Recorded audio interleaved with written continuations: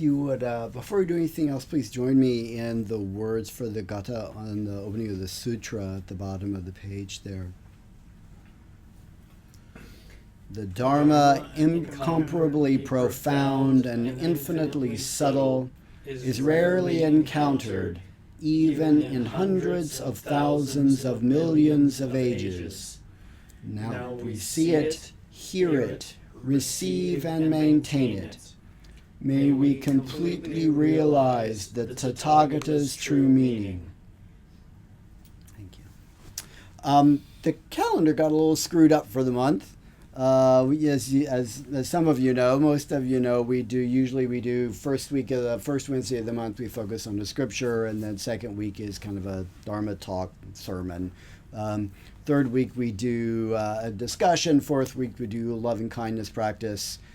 We didn't have a service the first week, and last week was full moon, and that kind of threw things out a little bit. So what I'm going to do tonight is kind of combine what we usually do the first and second week. We've got a fifth week to play with anyway. We'll do discussion next week and loving kindness the last week. And then next month, hopefully, we'll get back on something more like our schedule.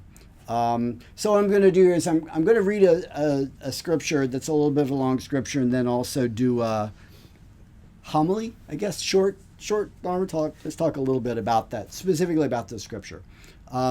So this scripture comes from the Majjhima Nikaya, which is the middle-length discourses of the Pali Canon, the big thick books over there on the second shelf of the bookshelf. This is the 15th section of that book. It's called the Anumana Sutta, which means measuring up. And this particular translation I'm using is actually the one from Bhikkhu Sujato. So I have heard. At one time, Venerable Mahamoggallana was staying in the land of the Bhagas at Crocodile Hill in the deer park at Besikala's woods. There, Venerable Mahamoggallana addressed the mendicants. Reverends, mendicants. Reverend, they replied. Venerable Mahamoggallana said this: suppose a mendicant invites other mendicants to admonish them. But they're hard to admonish, have qualities that make them hard to admonish. They're impatient and don't take instruction respectfully. So their spiritual companions don't think it's worth advising and instructing them, and that person doesn't gain their trust. And what are the qualities that make them hard to admonish? Firstly, a mendicant has corrupt wishes, having fallen under the sway of corrupt wishes. This is a quality that makes them difficult to admonish. Furthermore, a mendicant glorifies themselves and puts others down. They're irritable, overcome by anger. They're irritable and acrimonious due to anger. They're irritable and stubborn due to anger. They're irritable and blurt out words bordering on anger. When accused, they object to the accuser. When accused, they rebuke the accuser. When accused, they retort to the accuser. When accused, they dodge the issue, distract the discussion with irrelevant points, and display annoyance, hate, and bitterness. When accused, they are unable to account for the evidence. They are offensive and contemptuous. They're jealous and stingy. They're devious and deceitful. They're obstinate and arrogant. Furthermore, a mendicant is attached to their own views, holding them tight and refusing to let go. This too is a quality that makes them difficult to admonish. These are the qualities that make them hard to admonish. Suppose a mendicant doesn't invite other mendicants to admonish them, but they're easy to admonish, having qualities that make them easy to admonish. They're accepting and take instruction respectfully, so their spiritual companions think it's worth advising and instructing them, and that person gains their trust. And what are the qualities that make them easy to admonish? Firstly, a mendicant doesn't have corrupt wishes. Furthermore, a mendicant isn't attached to their own views, not holding them tight, but letting them go easily. These are the qualities that make them easy to admonish. In such a case, a mendicant should measure themselves like this. This person has corrupt wishes, having fallen under the sway of corrupt wishes. And I don't like or approve of this person, and if I were to fall under the sway of corrupt wishes, others wouldn't like or approve of me. A mendicant who knows this should give rise to the thought, I will not fall under the sway of corrupt wishes. This person is attached to their own views, holding them tight and refusing to let go. And I don't like or approve of this person, And if I were to be attached to my own views, holding them tight and refusing to let go, others wouldn't like or approve of me. A mendicant who knows this should give rise to the thought, I will not be attached to my own views, holding them tight, but will let them go easily. In such a case, a mendicant should check themselves like this. Do I have corrupt wishes? Have I fallen under the sway of corrupt wishes? Suppose that upon checking, a mendicant knows that they have fallen under the sway of corrupt wishes. Then they should make an effort to give up those bad, unskillful qualities. But suppose that upon checking, a mendicant knows that they haven't fallen under the sway of corrupt wishes. Then they should meditate with rapture and joy, training day and night in skillful qualities. Suppose that upon checking, a mendicant knows that they are attached to their own views, holding them tight and refusing to let go. Then they should make an effort to give up those bad, unskillful qualities. Suppose that upon checking, a mendicant knows that they have not attached to their own views, holding them tight, but let them go easily. Then they should meditate with rapture and joy, training day and night in skillful qualities. Suppose that upon checking, a mendicant sees that they haven't given up all these bad, unskillful qualities. Then they should make an effort to give them all up. But suppose that upon checking, a mendicant sees that they have given up all these bad, unskillful qualities. Then they should meditate with rapture and joy, training day and night in skillful qualities.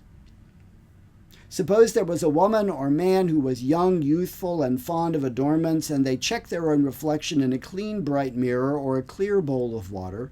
If they see any dirt or blemish there, they try to remove it.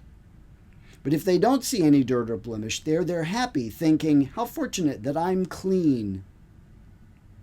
In the same way, suppose that upon checking, a mendicant sees that they haven't given up all these bad, unskillful qualities. Then they should make an effort to give them all up.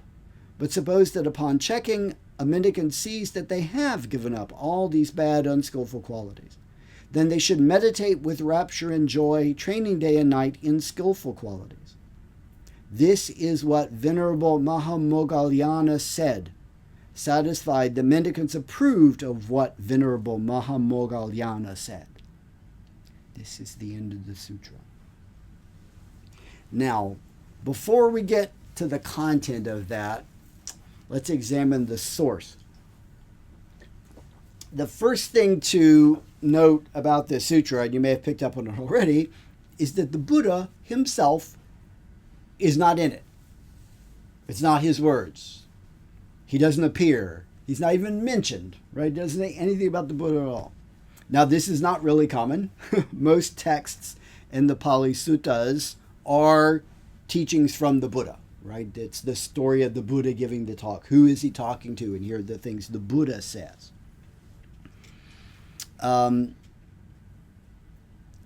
There are some suttas that are important followers of the Buddha teaching a lesson, but even most of those, the Buddha still appears. Usually near the end of the Buddha will come along and say, yeah, that's right. Sort of, you hit the mark there, sort of affirming, confirming what the other person taught. But this one doesn't do that. It doesn't even mention the Buddha, which could mean this is a novel teaching from Venerable Mahamoggallana, but it obviously could also be that this is something Venerable Mahamoggallana heard the Buddha say and is repeating. There's no way to know. There's really no way to know that.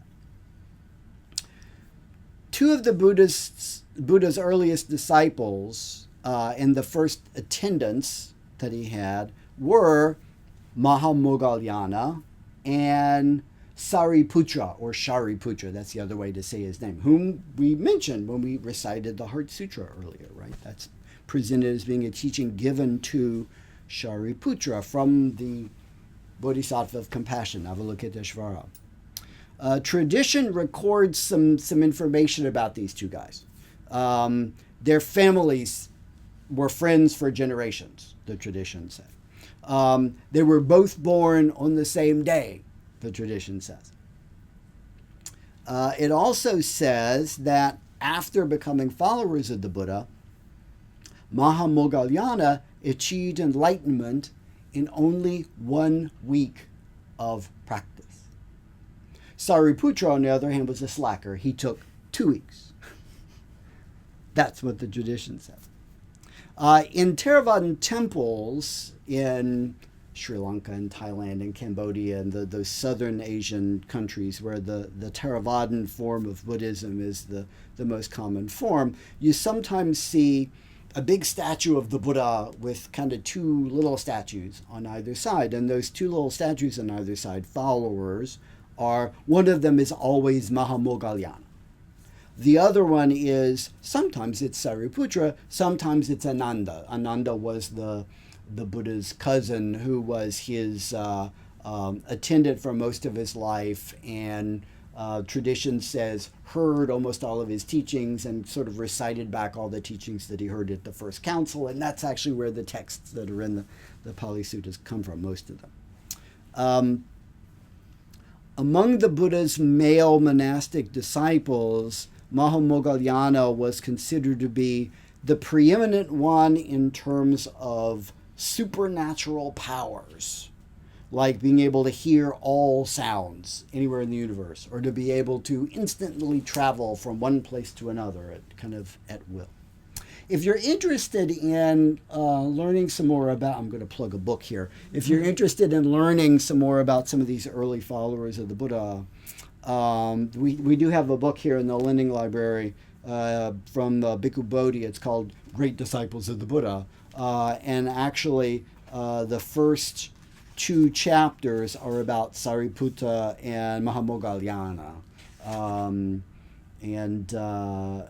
So then pretty long chapters about the two of them, like 50, 60 pages about each of the two of them. So if you really want to know a lot more, that would be a good place to take a look. So now that you know a little bit about the messenger, let's talk about the message. I saw a cartoon online last week. It was chickens. There were two big chickens talking to each other, and then there were two little chickens on the floor, like playing with blocks like they were little kids. But strangely enough, they still looked like full-grown chickens. They were just smaller, so that was odd. But one of the big chickens says to the other one, "Do you think I'm a good role model?" And the other one responded, "No, but you're an excellent cautionary tale." The suttas and sutras contain lots and lots of stories about people who are good role models, but also some stories that are cautionary tales. Some stories that are about people who, in particular, made poor moral choices and then lived to regret it and are sort of not a good person to follow in the footsteps of. One of the most extensively detailed of these, and whose sounds like the text that I read earlier, that sutta, this mendicant who's hard to admonish, sounds like it's describing this person in particular. The story of Devadatta. Devadatta was both cousin and brother-in-law of the Buddha, because, of course. At first, when he took the home leaving and became a monastic, at first he was a good monk, but he became prideful. And he was jealous of other monastics. He tried to convince the Buddha to retire and actually make him the leader of the Sangha. Sort of, "Oh, you've worked really hard, you should relax, put me in charge and then you can relax." But the Buddha refused. No. Devadatta tried to create a schism within the Sangha, to split the Sangha apart. He actually led some young monks away, and then Mahamoggallana and Sariputta had to go get them and convince them to come back, and this is not a good person to follow. He even entered into conspiracies with political leaders to try to take over or split the Sangha. He even tried to kill the Buddha on several occasions. One of the most infamous examples of those was he drugged an elephant and then sort of egged the elephant on to attack the Buddha, to try to hope the Buddha would get stomped to death by this elephant, which obviously didn't work. Tradition records that Devadatta became very sick, and nearing death, he realized the error of his ways. I've made bad choices here. And he aspired to apologize to the Buddha. He wanted to apologize to the Buddha, but he wasn't able to do so before the end of his life. Actually, the traditional stories about him say he was on his way to apologize to the Buddha when he was sucked into hell, straight through the ground. But even for such a famous cautionary tale, the Mahayana tradition still teaches that enlightenment is inevitable. Even for as crappy a person as Devadatta sounds to be, even for him, enlightenment is inevitable. In the Lotus Sutra, which is one of the Mahayana sutras, it's on the top shelf. In the 12th chapter of the Lotus Sutra, there's a little coda, there's a little sort of extra bit to the story of Devadatta. So in this account, the Buddha is talking to some other people about Devadatta, to some monks about Devadatta. And he says that, he explains that Devadatta had actually been his teacher, had been the Buddha's teacher in a previous lifetime. And in part because of the merit gained in those past lifetimes, Devadatta will become a Buddha in a future birth. Let me read a little snippet here from that chapter of the Lotus Sutra.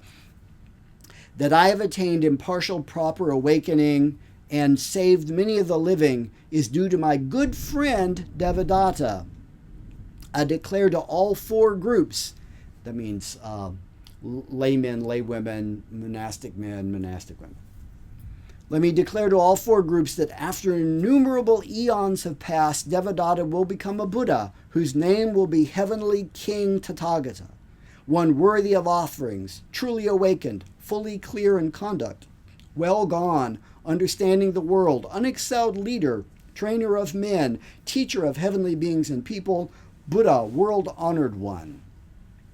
So that's what the Buddha says inevitably will be the outcome for even as crappy a person as Devadatta. Maybe it's my personality. I don't know. My perception is that, thinking about myself, kind of my life, I've been at least as influenced by negative role models as by positive ones. I don't mean like going off and doing horrible things in imitation of bad people. I mean reacting to a negative role model by saying, I don't want to be like that. I don't want to go that way. A lot of my values and choices, I think, that I made as a parent, as a father, were actually in a large measure motivated by not wanting to be like my father in important ways. In my professional life, I know this is definitely true. How I've conducted my career, I'm a college professor, and that's my paying gig. That's my day job. How I've conducted my career has been more influenced by professors I've had or people I've worked with whom I explicitly did not want to emulate. Right? I have to admit, the whole idea of becoming a college professor sprang from one especially bad teacher that I had as an undergrad, that I couldn't help but think, this class is horrible. I know I could do a better job than this.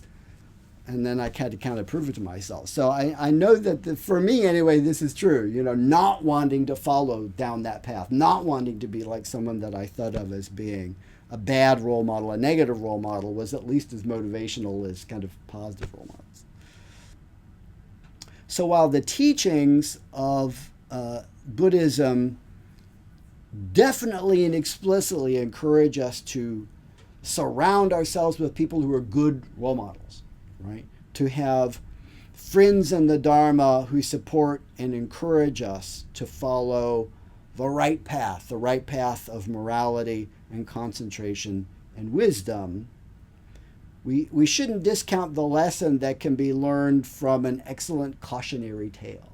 Right? The cautionary tale can be very useful as saying that's a warning sign. That's a path you don't want to walk. That's a way that you don't want to go. So we need to understand that these people too are our teachers, right? We should bow to them. We should be grateful to them for showing us the path not to follow, while hopefully we also have people in our lives who help us find the path that we should follow. Son Bal HaShipshio, may you, I, and all beings manifest enlightenment.